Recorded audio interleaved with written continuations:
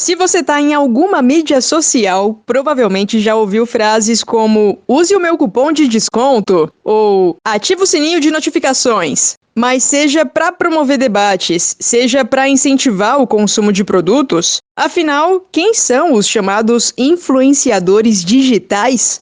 Eles precisam estar sempre produzindo conteúdo e a construção de uma relação de prestígio com a audiência, para daí conquistar influência e legitimidade. Mas você sabe quais são os impactos dos algoritmos e do hate na vida desses profissionais? Como eles lidam com a necessidade de terem que ser sempre relevantes? Qual o caminho ideal para conseguir sucesso nas mídias? Como administrar conteúdos em diferentes plataformas?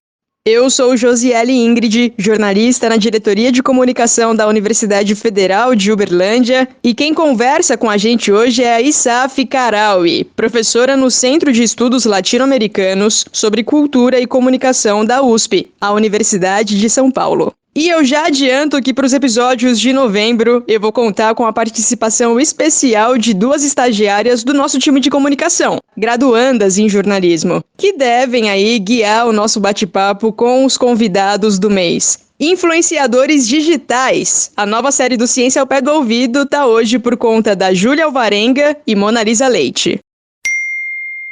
Antes, eu não sou influenciadora digital, mas eu vou tentar aqui usar de alguma legitimidade para te pedir, dá aquela força pra gente, vai, segue o Ciência ao Pé do Ouvido na plataforma que você já usa sempre, porque a gente tá no Google Podcasts, no Breaker, Rádio Public, Spotify, Amazon Music, Deezer, Apple Podcasts, onde você quiser. E claro, tem alguma dúvida sobre a temática desse mês ou quer mandar um recado pra gente? O nosso WhatsApp tá sempre disponível pra você.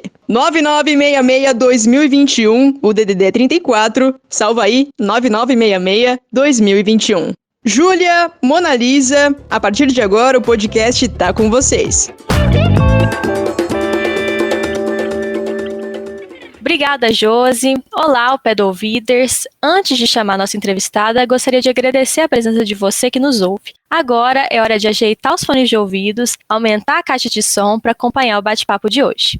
Obrigada, Josi, Júlia e todos vocês que nos ouvem. Para participar da nossa entrevista hoje, convidamos a pesquisadora Issafi Karawi. Obrigada pela presença, Issafi. Obrigada pelo convite, fiquei bem feliz.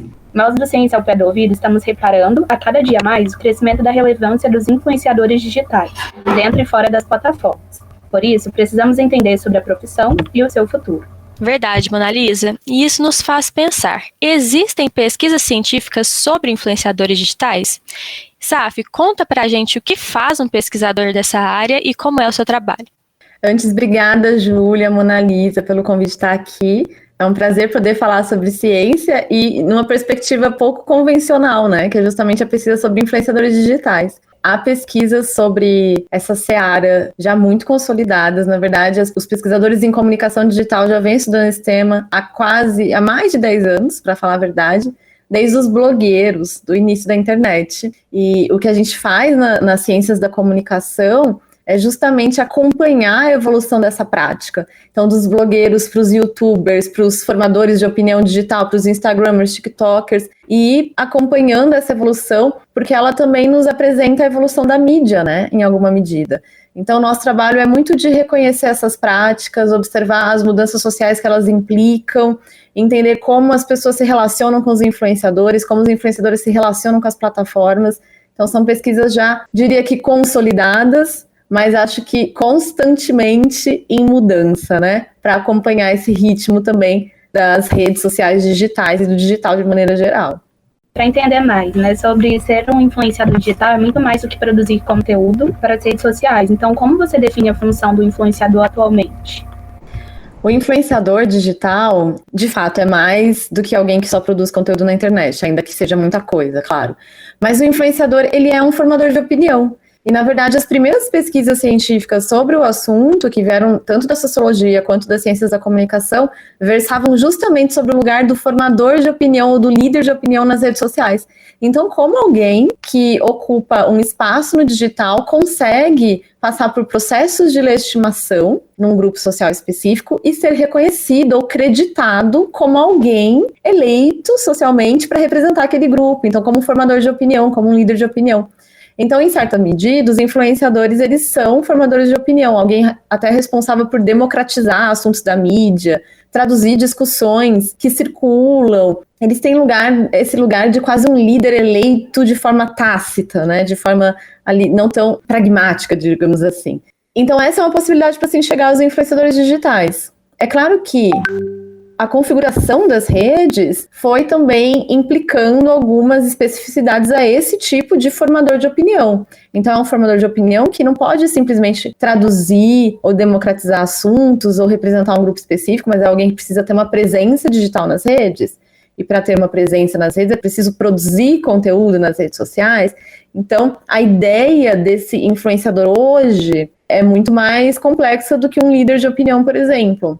Eu gosto de definir influenciadores digitais como alguém que passa por processos de legitimação e de reconhecimento de reputação, a quem as audiências e os seguidores conferem crédito e, por isso, recebem um espaço de distinção nas redes sociais, ou o direito à palavra, né, nas redes sociais. Isso implica pensar, por exemplo, que o influenciador não é só quem influencia na compra de alguma coisa, que é uma visão muito reducionista do que é o influenciador. Ele é alguém que pode amplificar debates, suprimir debates, conformar e construir opinião pública. Então, é um sujeito muito complexo aí nesse sentido. E como esse influenciador ele consegue conquistar status, credibilidade e reputação? Como ele conquista esses fãs e seguidores? É tudo muito variável, assim, né, Júlia? Porque se a gente pensar na lógica das relações sociais, cada tipo de influenciador surge de um grupo social específico. Portanto, com características e valores muito específicos, né? Se eu der um exemplo muito simples, uma influenciadora de moda e beleza, ela é reconhecida e legitimada por acumular alguns tipos de expertise, competências ou de capitais que a colocam num lugar de distinção. Esse acúmulo de saberes, de valores, são valores que são importantes para aquele grupo social. É como se ela ativasse esses valores dentro daquele grupo social específico. Fora desse grupo, talvez ela não seja reconhecida e legitimada, ela não consiga construir essa reputação, porque aquilo não surte nenhum tipo de reação numa outra comunidade de interesse, num outro grupo, numa rede social. Então, entender esses processos de legitimação é olhar para o mais social da dinâmica da influência. Então, justamente tentar entender como é que os grupos funcionam, o que é valorizado no influenciador, e a gente vai fazer essa análise sem qualquer juízo de valor. A gente vai falar desde o influenciador científico, o Átila, por exemplo, é muito claro, né, a gente entender quais são os valores que ele reúne e que fazem com que ele ocupe um lugar de distinção. É óbvio, a informação, a ciência respaldando, mas e se a gente fala de um influenciador do TikTok? É muito provável que ele reúna capitais e valores específicos que são reconhecidos pela audiência como importantes para que esse sujeito ocupe esse lugar.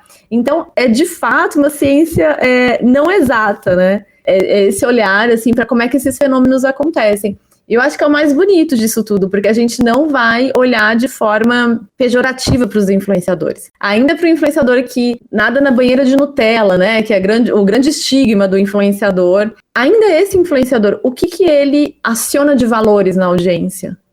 Pode ser a diversão, pode ser a ludicidade, pode ser a coragem, pode ser o caráter destemido de encher uma banheira de Nutella e mergulhar na Nutella. Pode ser que as audiências se identifiquem com ele. Pode ser que as audiências se projetem nele. Que olhem para ele e pensem, eu gostaria de ser como tal pessoa. A ideia de um consumo aspiracional, de aspirar a, desejar a. Ou pode ser uma relação de total identificação. Essa pessoa me representa, essa pessoa compartilha os valores que eu tenho, enfim, que eu levo na minha vida. Então, a ideia da ciência, a ciência da comunicação e a ciência social, de maneira geral, é olhar para essas nuances dessas lógicas todas, né? É mais do que existe uma fórmula de sucesso ou de construção de reputação, e mais como é que essa influência se organiza dentro de relações sociais muito diferentes entre si. Então, a profissão, os gostos pessoais e a aparência, tudo isso pode atuar sobre a temática de cada influenciador e também sobre a autoridade que ele consolida para falar de determinado assunto? Sem dúvidas, assim, porque se a gente pensar na profissão, né, a gente tem influenciadores que usam de uma expertise anterior Ou eu uso a ideia de capital usando o Pierre Bourdieu como referência, que é um sociólogo, e ele fala sobre capitais que a gente vai acumulando ao longo da vida. A ideia de capital não é de ideia de dinheiro, mas ele vai pensar em capitais sociais, em capital cultural e em capital econômico também, enfim. Mas o que é esse capital que a gente vai acumulando? São aspectos dentro de uma cultura específica de um grupo que a gente vai acumulando, e isso vai nos colocando num lugar de distinção. Então, às vezes, aquilo que a gente acumula da nossa profissão, aquilo que a gente acumula da nossa faculdade, do nosso trato social, tudo isso ajuda a ocupar esses espaços. E acho que também tem uma questão que é bem contemporânea, assim, do trabalho dos influenciadores, como a lida com a plataforma. Então, o uso da plataforma também tem configurado um tipo de competência específica dos influenciadores, um tipo de habilidade profissional. Então, se a gente pensa no exemplo do influenciador do TikTok, né? A gente pensa, nossa, mas por que ele influencia? Ele influencia porque ele domina uma plataforma. Ele influencia porque ele consegue entender todas as variações da plataforma, o que funciona, o que não funciona, como ter destaque, como não ter. Então, até isso tem a ver com um tipo de valor e de competência que se acumula e que as pessoas olham para aquela pessoa e reconhecem nela algo para ela ocupar esse lugar de influência, que é um lugar muito nobre, né? Antes a gente pode pensar, quem eram os grandes influenciadores analógicos, entre aspas, né? Os professores, os padres, os políticos, não deixaram de ser, mas agora a gente tem uma concorrência por esse lugar tão importante, que é esses postos de influência, né? E aí, de novo, ampliando a ideia de influência para muito mais do que fazer as pessoas comprarem, né? Influência num sentido mais de articulação aí de discussões na sociedade e tudo mais. É interessante isso que você fala de que os influenciadores conhecem a plataforma, porque a gente vê muitas pessoas que, por exemplo, não utilizam o TikTok, que é uma rede social que está crescendo e tem milhões de usuários, e que aí a gente tem influenciadores com 10 milhões, 20 milhões de seguidores, que às vezes as pessoas não conhecem e não entendem por que esse número assim enorme, né? Mas é justamente por isso que você comentou, porque eles conhecem a plataforma e conhecem também quem está consumindo o conteúdo deles, né? Você comenta em uma das suas pesquisas sobre a necessidade de traçar um perfil de proximidade e pessoalidade com o seguidor. Existe mesmo essa questão? Existe mesmo, essa pergunta é boa, porque, na verdade, assim, o que existe é uma construção discursiva. Então, eu vou dar um exemplo. Se a gente pensa na mídia tradicional e nas celebridades da mídia tradicional, a gente reconhece na celebridade da mídia uma certa teatralidade. Então, quando a gente vê uma propaganda com a Gisele Bündchen dizendo que usa certo shampoo, a gente olha e pensa, talvez, Gisele, você use algum outro shampoo que não esse. Mas tá tudo bem, a gente aceita, porque a gente estabelece com Gisele Bündchen e outras celebridades uma relação de teatralidade. Com os influenciadores, a gente estabelece uma relação de intimidade. Porque a própria configuração das redes sociais inscreve essa forma de relação.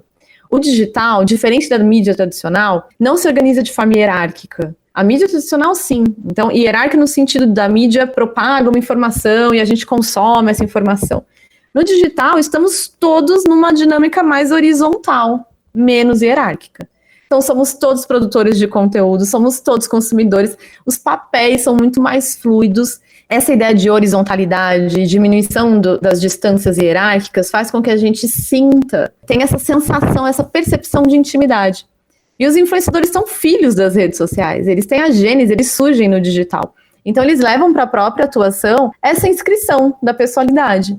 Então quando o influenciador vai fazer uma publicidade, por exemplo, se eles usam o recurso da teatralidade, eles são rechaçados. A gente espera intimidade, a gente espera pessoalidade, porque o digital se constitui dessa forma. Se existe mesmo proximidade e intimidade, às vezes as pessoas pensam, eu quero ver intimidade mesmo, eu quero olhar a vida dele. Não é bem isso, né? Mas é uma construção discursiva de proximidade e de intimidade. Tem um recurso dos influenciadores que é muito legal para a gente pensar, que é o recurso da co-construção.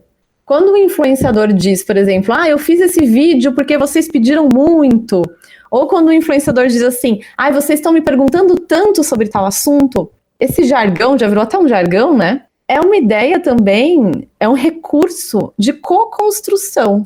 Você gera na audiência, nos seguidores, uma percepção de que a presença daquele seguidor é imprescindível para o trabalho do influenciador.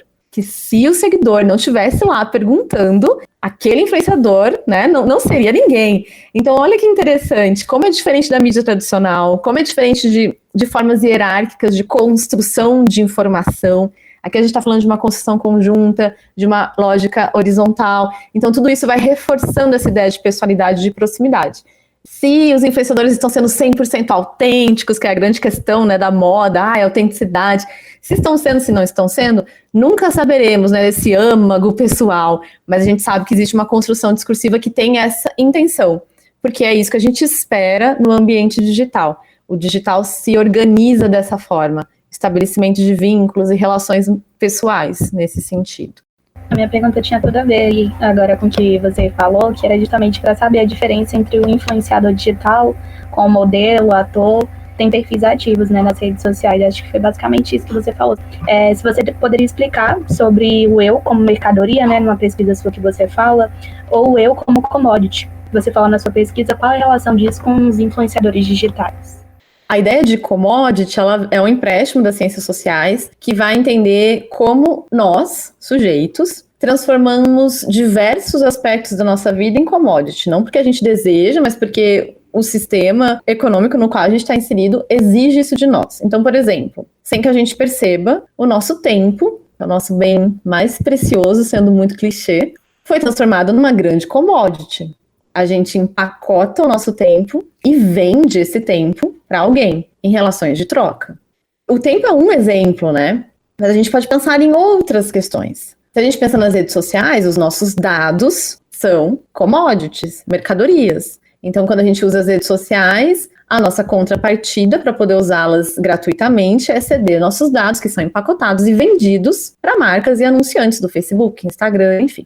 E os influenciadores estão inseridos nessa cultura da commodity, e a grande commodity, a grande mercadoria que eles trocam é a própria subjetividade, é o próprio sujeito, é o eu. O influenciador, ele vende a própria imagem, mas mais do que a própria imagem, que tem a ver com a discussão que a gente estava tendo sobre a pessoalidade. O que o influenciador vende não é um post. Ele vende a imagem que ele construiu, a reputação que ele construiu. Ele vende a própria subjetividade, a pessoalidade. É isso que ele troca nas relações comerciais. Um publi é isso. Então, o publi não é só um post, 3 stories. O publi é esse sujeito que foi mercantilizado, que foi transformado numa mercadoria. Não é à toa que quando a gente fala de influenciadores, as pesquisas no marketing vão apontar como os influenciadores fazem o que a gente chama de self-branding, que é um branding pessoal. Um branding na ideia de transformar algo numa marca. Então, pensar uma identidade visual, pensar cores, pensar logo.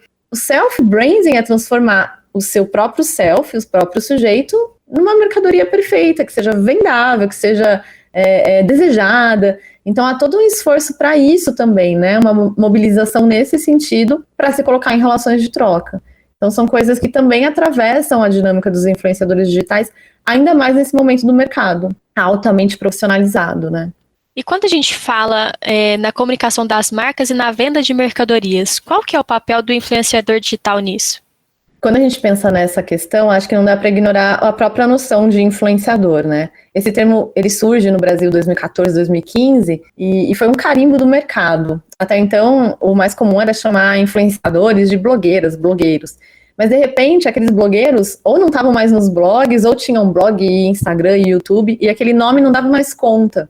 Então surge esse termo influenciador, que vem, inclusive, da língua inglesa, influencer, exatamente como a gente usa hoje.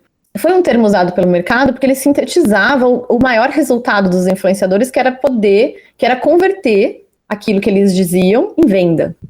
Há dados interessantes de pesquisas de um instituto brasileiro, por exemplo, chamado Qualibest. Eles indicam que 75% das pessoas que estão nas redes sociais seguem algum tipo de influenciador. E desse montante, 55%, um pouquinho mais da metade, já comprou alguma coisa porque o influenciador indicou, e mais do que isso, sempre consulta a opinião do influenciador antes de fazer uma compra. É claro que se a gente tem um pouquinho mais que a metade, é uma estatística que não é 80%, 90%, mas eu acho que vai dando pistas, né, desse lugar do influenciador nos nossos consumos materiais. E os influenciadores, eles são interessantes para as marcas, porque eles são exatamente aquilo que a gente espera hoje do mercado de consumo. há muitas mudanças no mercado publicitário e no próprio mercado de bens materiais. A gente espera que marcas sejam mais humanas ou que as marcas se posicionem, enfim, toda essa mudança paradigmática aí do consumo. E os influenciadores podem ajudar nesse processo. Os influenciadores são 100% humanizados, né? Enfim, os influenciadores conversam com comunidades muito específicas, os influenciadores falam com nichos específicos, os influenciadores permitem gerar proximidade, identificação. Então, tudo isso para as marcas é valiosíssimo. É algo difícil de fazer a partir de uma comunicação de marca clássica, né? Não é à toa também que a gente tem visto marcas lançando seus próprios influenciadores. O Magazine Luiza com a Lu, enfim, a gente tem essas tentativas, que são tentativas justamente de chegar nessa audiência, nesses consumidores em potencial, uma audiência que está no digital procurando outras questões, que não vai comprar de uma marca que diz, compre porque eu sou bom, vai comprar de uma marca que envolve narrativas, que faça parte dos seus interesses, que esteja na sua comunidade. Então, o influenciador, ele ajuda quase que cortar um caminho longo de comunicação de marca para chegar nesses consumidores. Os famosos, eles sempre venderam, eles desde sempre, né, vendem suas imagens atreladas a propagandas, desde rádios à televisão, né? Então, só para entender a diferença, qual que é a diferença mesmo do eu como mercadoria dos influencers digitais com essas outras pessoas, de atores, modelos? Essa pergunta é muito boa, assim, Mona Lisa, porque essa é uma grande questão. Por exemplo, qual que é a diferença de um embaixador, de um garoto propaganda, né, um embaixador de marca que se fala muito hoje no mercado publicitário, de um garoto propaganda e de um influenciador? Todo mundo parece mais ou menos a mesma coisa, né? Essencialmente, a discussão teórica ela não muda para nenhum desses sujeitos. Então, a discussão teórica da imagem ou da subjetividade como commodity, ela permanece a mesma.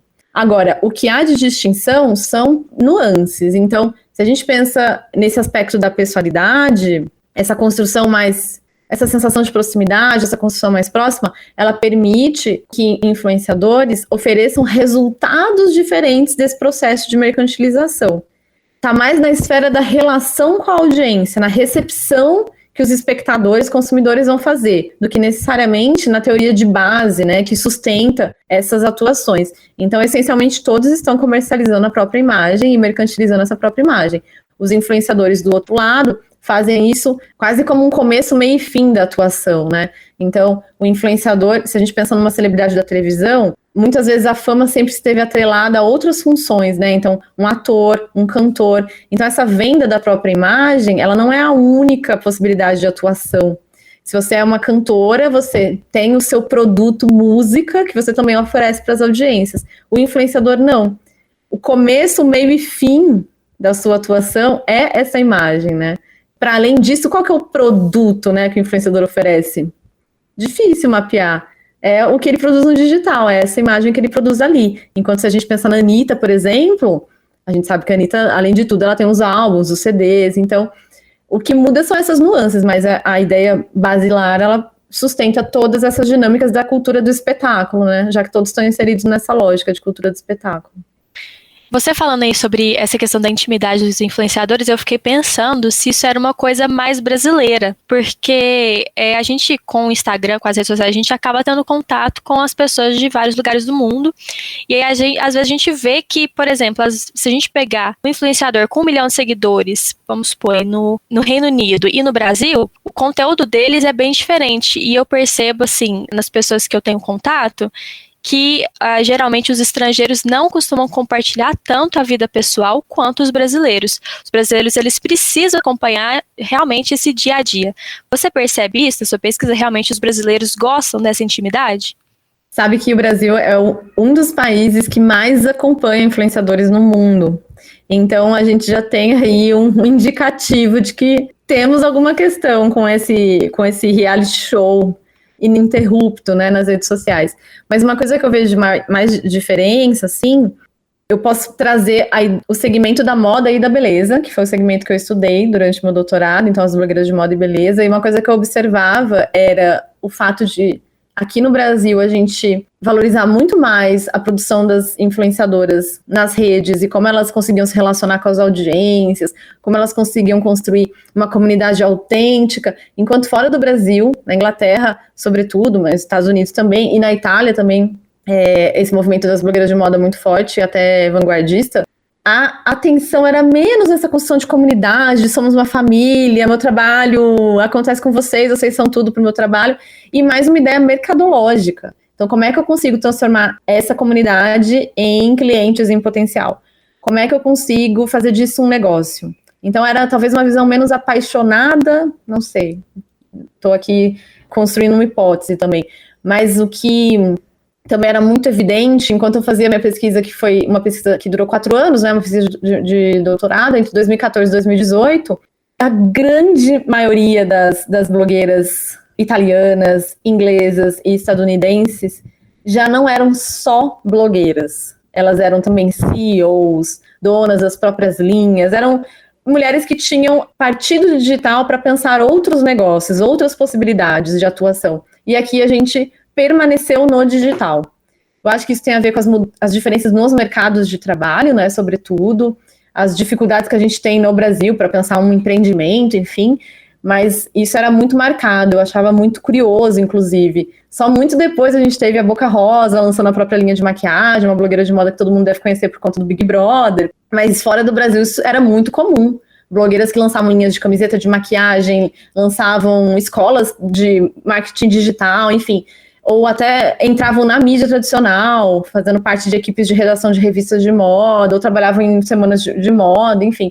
Então, que foram ampliando essas possibilidades de atuação. E aqui a gente permaneceu nessa atuação no digital. E não digo se é bom, se não é bom, mas acho que são diferenças até do mercado de trabalho, né?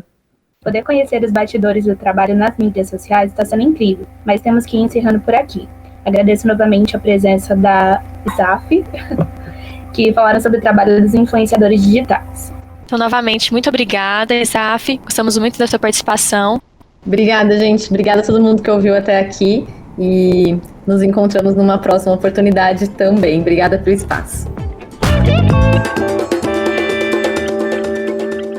Obrigada, Júlia, Monalisa. Obrigada, Isaf, nossa convidada desse primeiro episódio sobre influenciadores digitais. Quer fazer uma pergunta sobre o assunto? Quer mandar um recado pra gente? O nosso WhatsApp tá sempre disponível, manda áudio por lá que a gente solta por aqui nos próximos episódios. 9966-2021, DDD 34.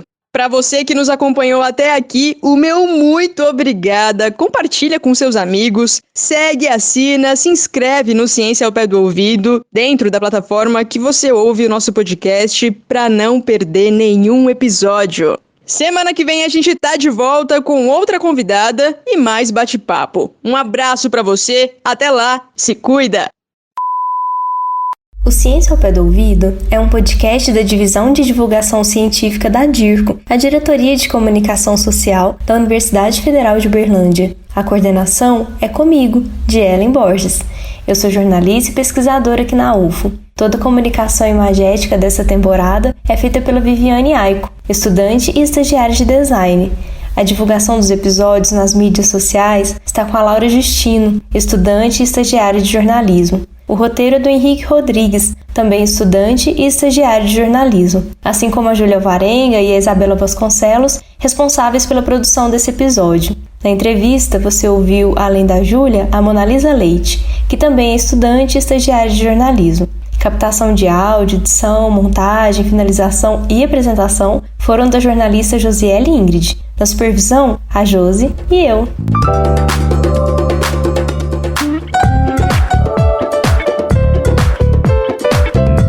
Ciência ao pé do ouvido.